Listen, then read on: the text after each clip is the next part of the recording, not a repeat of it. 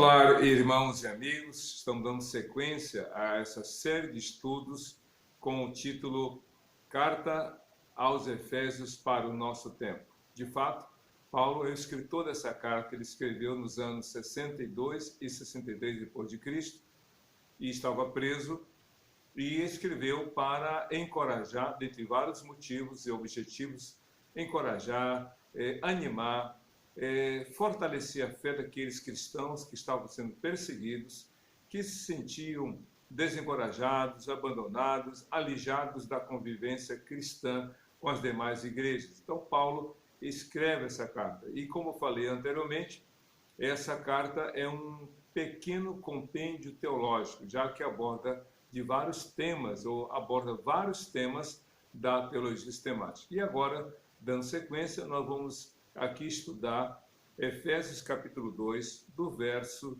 1 a 10. Eu vou ler, como essa é minha prática, você acompanha a leitura na sua Bíblia, no seu smartphone, no seu celular. O importante é que você tenha acesso ao texto bíblico.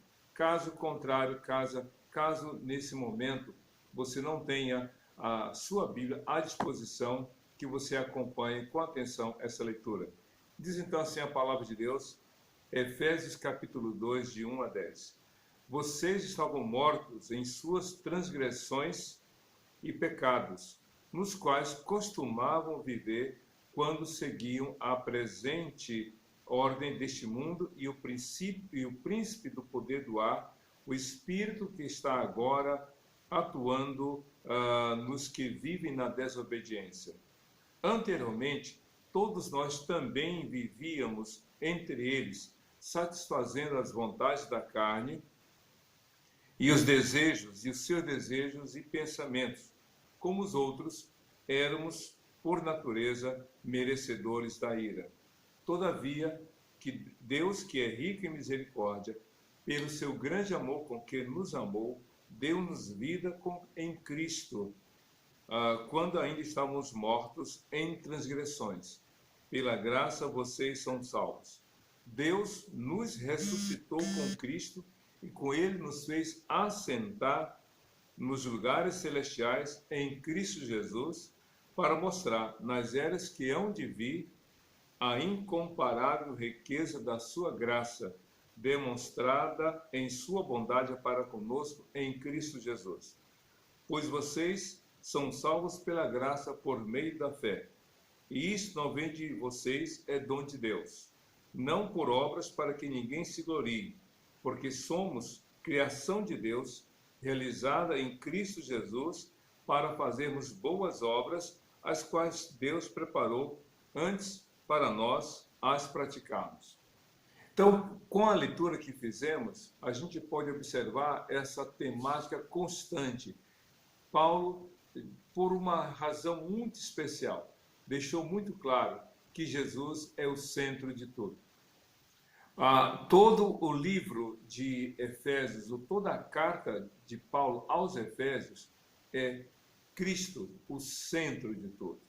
E esse texto, ou essa temática que foi colocada para os Efésios, mediante essa carta, chega até nós com a mesma ênfase, com a mesma intensidade e com a mesma verdade. Jesus é o centro de tudo. Mas aqui especificamente, em Efésios 2, de 1 a 10, o apóstolo Paulo fala dessa vida nova em Cristo Jesus. Isso mesmo, esse nascer de novo, essa vida nova que o Senhor tem para você, para mim, para todos nós. E que vida é essa? Como é que a gente vai aprender algumas coisas nesse texto com respeito a esta vida nova? A primeira coisa que o apóstolo Paulo fala é da condição que os efésios estavam antes de conhecer a Cristo e, por conseguinte, toda a humanidade. Diz assim: vocês estavam mortos em suas transgressões e pecados.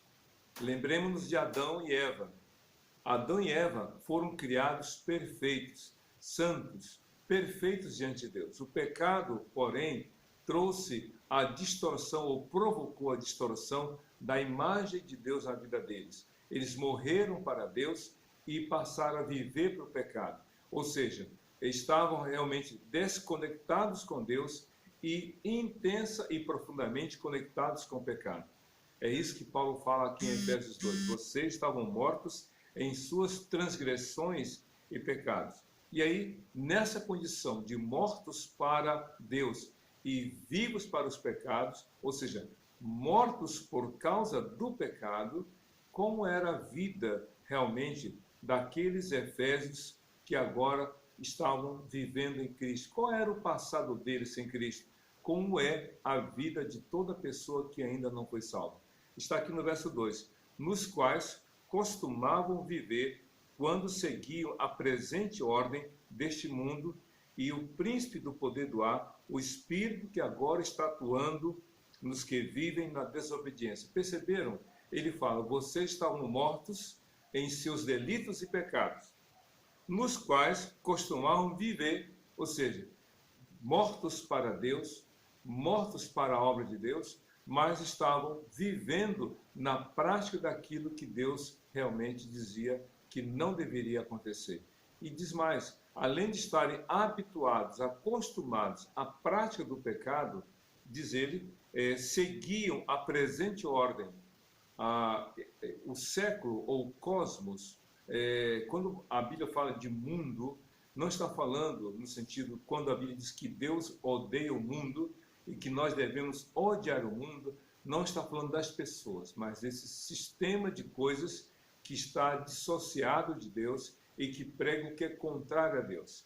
E há alguém, há um agente, né? Há um agente, há alguém que está dominando esse mundo, esse sistema dissociado de Deus. Diz aqui, e o príncipe do poder do ar, o espírito que está atuando agora nos filhos da desobediência. Os que são incrédulos, os que não temem a Deus, os que estão distantes de Deus, estão praticando aquilo que Deus contraria. A pessoa está morta para Deus, mas viva para o mundo. Quando você chama alguém para orar, você não quer orar. Vamos à igreja, eu não quero igreja. Vamos ler a Bíblia, eu não quero Bíblia. Vamos fazer a vontade de Deus, eu não quero fazer a vontade de Deus. A pessoa está indisposta, como se estivesse morta de fato para Deus. Ela não lê a Bíblia, ela não ora, ela não vai à igreja, ela não tem compromisso com Deus nem com a palavra do Senhor, porém está animada e desejosa de fazer aquilo que a Bíblia diz não. É essa a realidade. E aí Paulo continua nesse destaque que tem aqueles que vivem na prática da desobediência. No verso 3 ele coloca, anteriormente, todos nós também vivíamos entre eles, satisfazendo as vontades da nossa carne, seguindo os seus desejos e pensamentos, como os outros, éramos por natureza merecedores da ira. É interessante como Paulo não se exclui. Ele não se considera um santarrão acima de qualquer suspeita. Ele diz, não, eu também era assim. Eu também vivi assim. E isso é algo muito importante. É o testemunho que toda pessoa que crê em Jesus pode dar. Eu era assim. Eu também vivi morto para Deus e vivo por pecado. Eu estava morto praticando aquilo que Deus contraria. Eu também fazia o que os filhos da desobediência fazem. Eu também estava seguindo as determinações do príncipe das potestades do ar. Eu estava seguindo a vontade do maligno e não a vontade de Deus. É isso que Paulo fala. E ele então descreve, seguindo os seus desejos e pensamentos. Qual é o desejo e quais são os pensamentos de uma pessoa que não crê em Deus? Uma pessoa que realmente segue as determinações do maligno.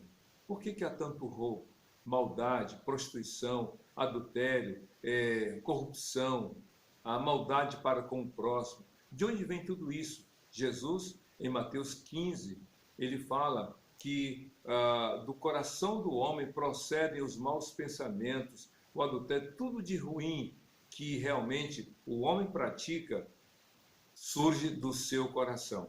Por isso que ele falou que o que contamina o homem não é o que entra pela boca, mas é o que sai pela boca do homem, porque sai do coração. Ele diz também, a boca fala do que está cheio o coração.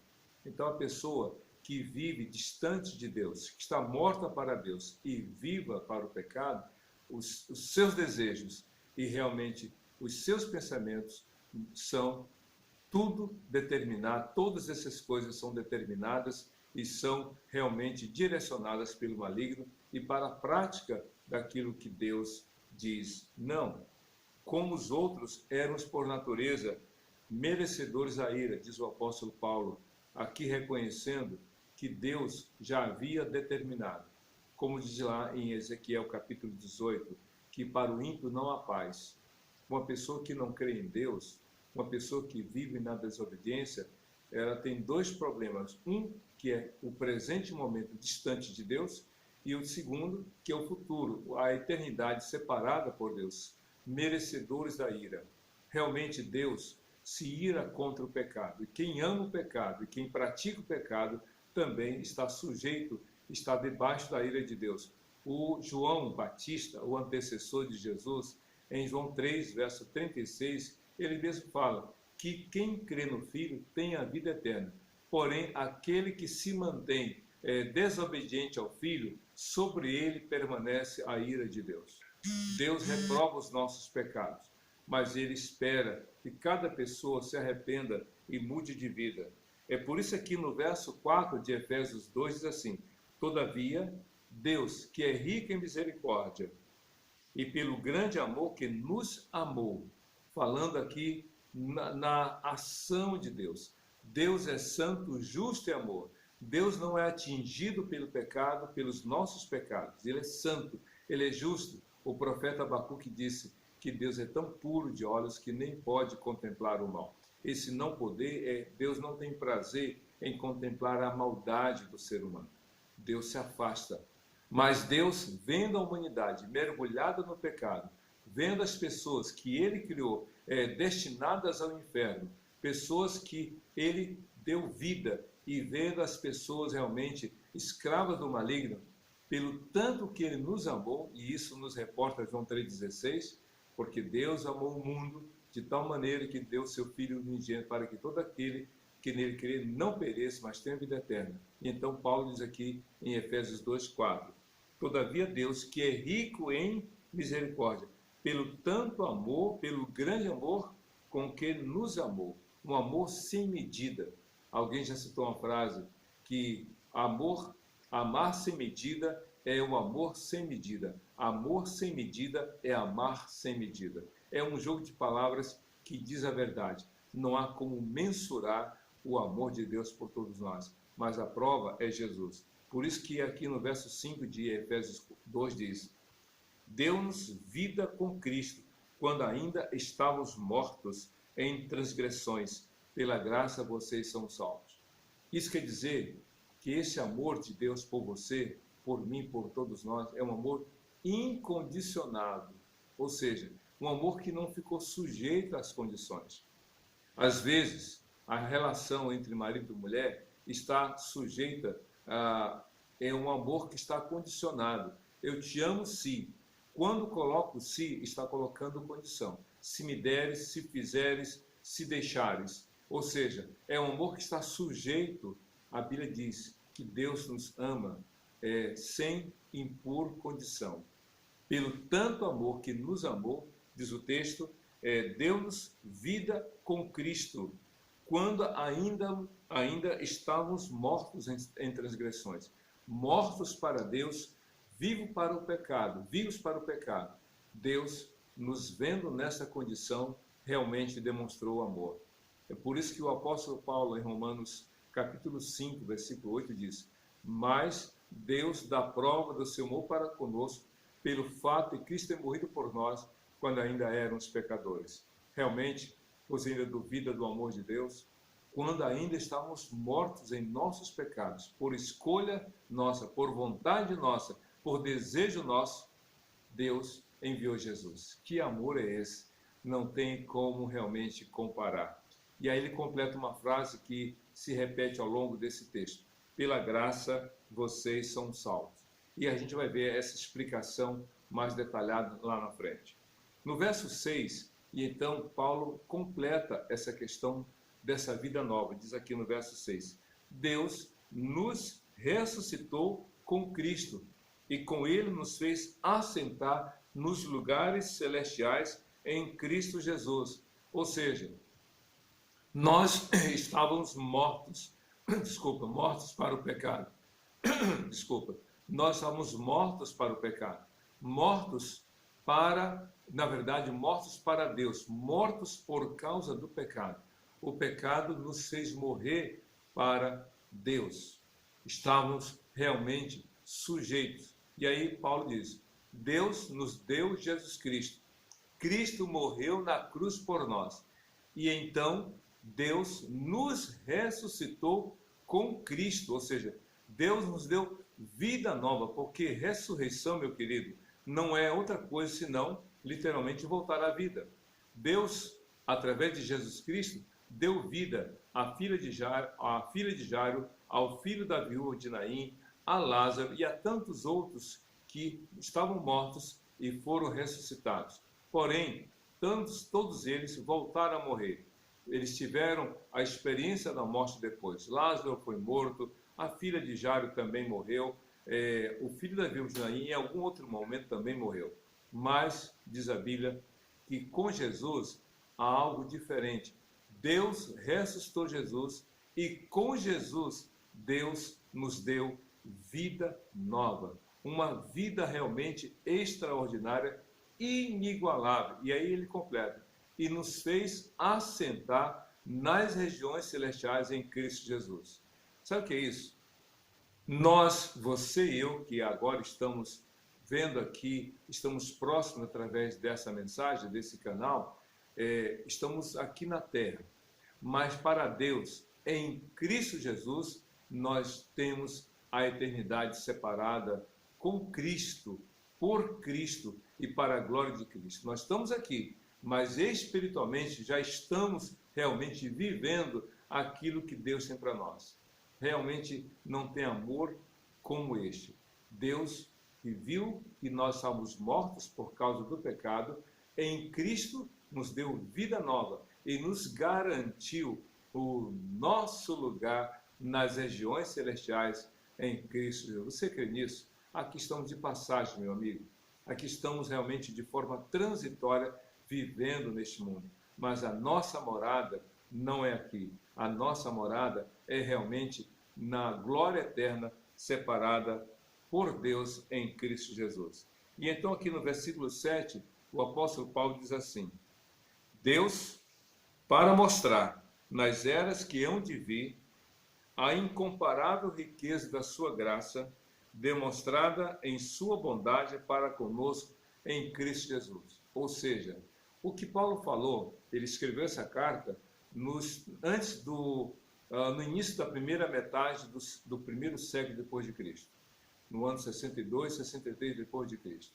Mas ele está dizendo o seguinte: o que Deus fez na vida de vocês, o que Deus fez na minha vida, o que Deus fez em nossa vida, por meio de Cristo Jesus, foi para testemunhar para gerações futuras o seu amor, a sua graça. Ou seja, já naquela época, Paulo estava dizendo, ele fez isto por sua graça para demonstrar na geração futura, nas eras que hão de vir, a incomparável riqueza da sua graça demonstrada em Cristo Jesus. Isso quer dizer que hoje, você como servo de Deus, como serva de Deus, salva em Cristo, você se torna testemunha para as futuras gerações, que realmente Deus é amor, Deus ama verdadeiramente, Deus é bondoso, Deus é maravilhoso. Você pode ter ouvido o testemunho dos seus avós, que andaram com Cristo, que viveram com Cristo. Você pode estar ouvindo ou tem ouvido o testemunho de seus pais, quando ele os levava à igreja, eles levavam você e os seus irmãos à igreja para adorar o Senhor.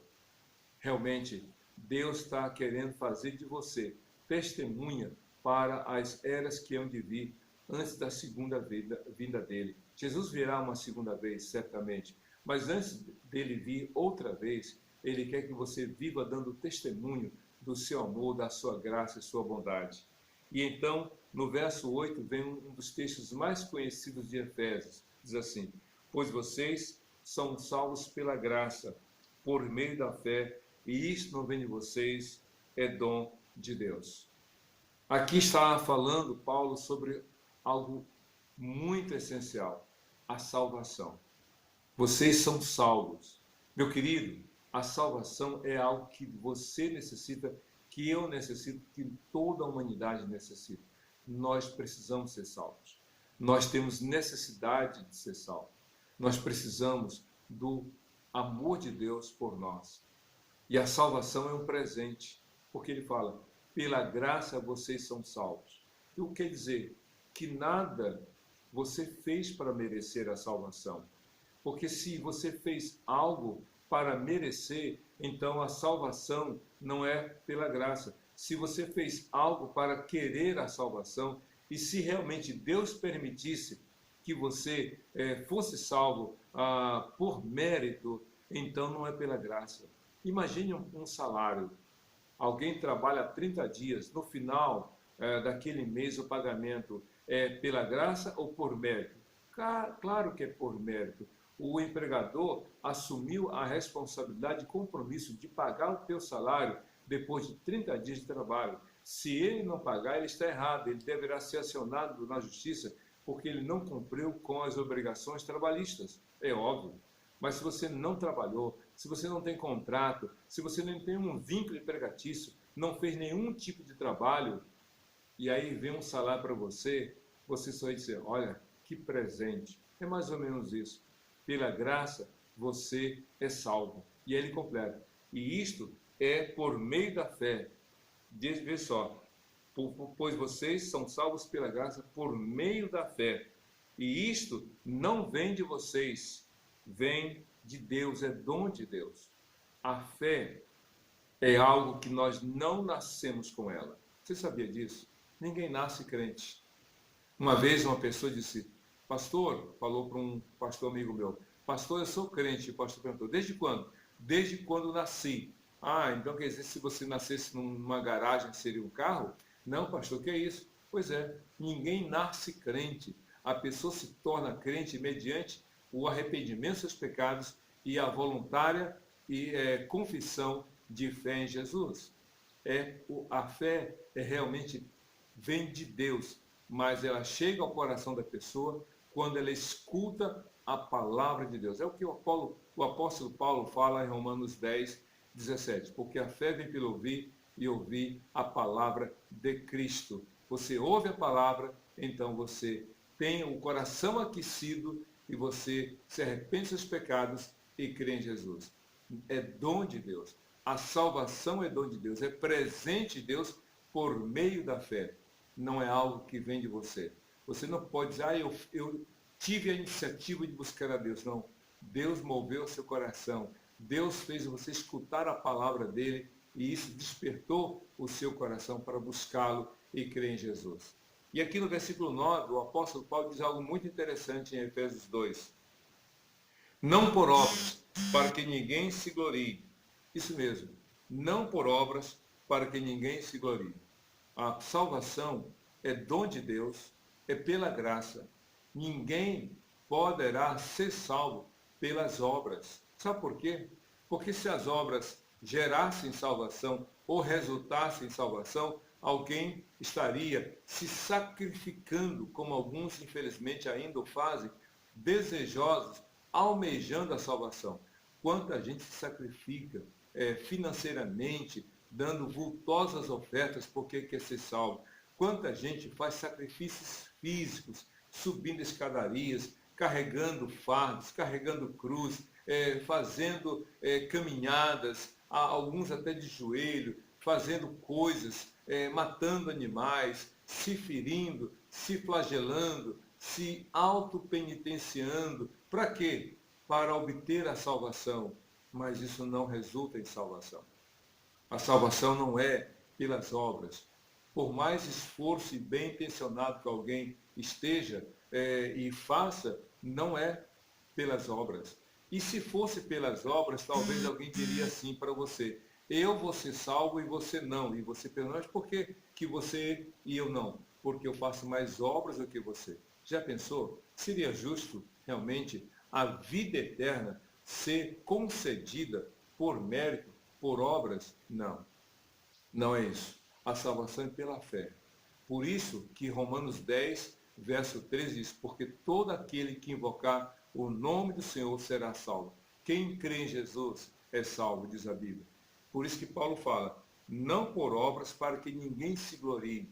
Não há realmente nenhuma possibilidade, por menor que seja, de alguém ser salvo pelas obras. Sabe por quê? Muito simples. Somos pecadores e nós erramos, nós falhamos. Por isso que Deus enviou Jesus, para que por meio de Jesus todos realmente fossem salvos. E aqui então, finalizando essa parte primeiro do capítulo 2 de Efésios, o verso 10 diz assim, porque somos criação de Deus, realizada em Cristo Jesus, para fazermos boas obras. Veja só que coisa interessante. Porque somos criação de Deus, realizada em Cristo Jesus. Ou seja, o apóstolo Paulo, falando de salvação, está dizendo que a salvação é pela fé em Cristo Jesus. Logo, aquele que está em Cristo nasceu de novo. Aquele que está em Cristo é nova vida. Aquele que está em Cristo é salvo pela graça, pela fé em Jesus. E uma vez salvo pela fé em Jesus, uma vez crente em Cristo Jesus, então essa pessoa se torna filha de Deus. A pessoa se torna criação de Deus, nova criação de Deus. Para quê? E aí completa, para fazermos boas obras, as quais Deus preparou antes para nós as praticarmos. Ou seja, as boas obras não devem e jamais deverão ser vistas como causas da salvação. É como você olhar para as obras e vê-las como frutos de uma árvore e não como raízes dela. As obras são os frutos daquilo que é uma vida nova. Jesus Cristo disse lá em Mateus capítulo 7, pelos frutos os conhecereis. É como se ele dissesse, em outras palavras, vejam a vida das pessoas. Elas revelam quem elas são pelas suas obras. É aquela velha história que você e eu conhecemos. Não são os frutos que determinam a natureza de uma árvore, mas é a natureza de uma árvore que determina os seus frutos. A macieira produz maçã. É a árvore que determina o fruto e não o fruto que determina a árvore. A árvore se revela pelo fruto. As obras revelam quem são as pessoas. Você é salvo em Jesus? Então pratique as boas obras, porque Deus estabeleceu. Deus disse que todo aquele que crê no Filho dele deverá demonstrar, deverá praticar boas obras. Para quê? Para servir de testemunho. Lembra o que Cristo falou em Mateus capítulo 5, versos 13 a 16? Ele disse mais ou menos assim, vocês são o sal da terra. Porém, se o sal se tornar insípido, como lhe restaurará o sabor? Para nada mais presta a não ser pisado, jogado fora e pisado pelos homens. Vocês são a luz do mundo. Não se coloca uma lâmpada debaixo da mesa, mas no velador para que ilumine toda a casa. Assim, brilhem as suas boas obras diante dos homens, para que eles vejam essas boas obras e glorifiquem a seu Pai que está nos céus. Seja realmente um cristão que dá bom testemunho, que apresenta boas obras, não para dizer que vai ser salvo, mas para dizer que já é salvo, e assim leve outras pessoas a crerem em Jesus inteiramente e exclusivamente em Jesus, o único meio de salvação para todos nós. Porque em Jesus, todos nós, você e eu, temos vida nova. Essa é a temática de Efésios 2, de 1 a 10. Estamos mortos, mas Deus em Cristo nos deu vida nova e nos deu condições de vivermos testemunhando através das boas obras que devemos praticar. Que Deus te abençoe e que esse estudo fortaleça a sua fé e que você compartilhe com outros a sua salvação em Cristo Jesus. Que Deus te abençoe hoje para todo sempre. Amém e amém.